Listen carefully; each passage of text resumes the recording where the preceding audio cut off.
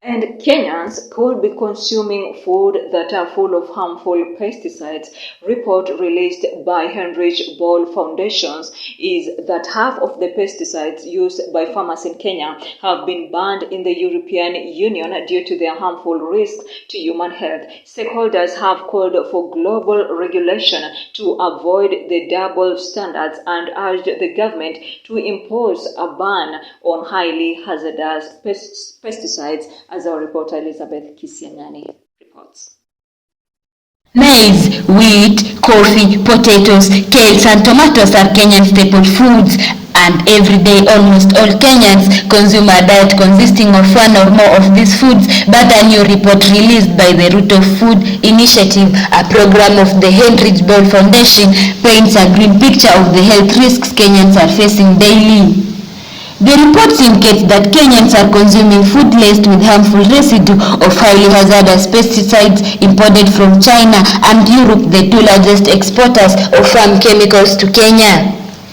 The report, dubbed Toxic Business Kenya, reveals that over half of the 310 pesticides sampled were found to contain, among others, our maize staple crop, about over 30 pesticides, highly hazardous pesticides, are used in its management.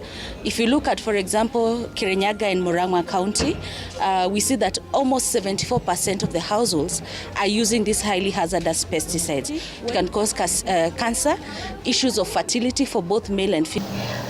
Stakeholders now want immediate withdrawal of the pesticides and called for a binding global regulation to bar countries of origin from exporting harmful pesticides banned in their home countries. It has been able to highlight the usage of pesticides in this country, the intensity, and the highly hazardous pesticides in this country, whereby the report was able to present that in this country 76% of all the pesticides used in Kenya are highly hazardous.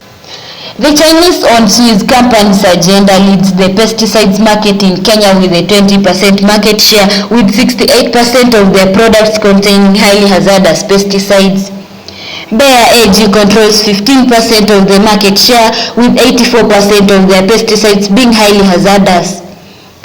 The report comes on the backdrop of a recent announcement by Pest Control Products Board in July this year, announcing the phase-in out of selected pesticides considered as highly hazardous pesticides by 2024. Reporting for Tandao News Outlook, I'm Elizabeth Kisiangani.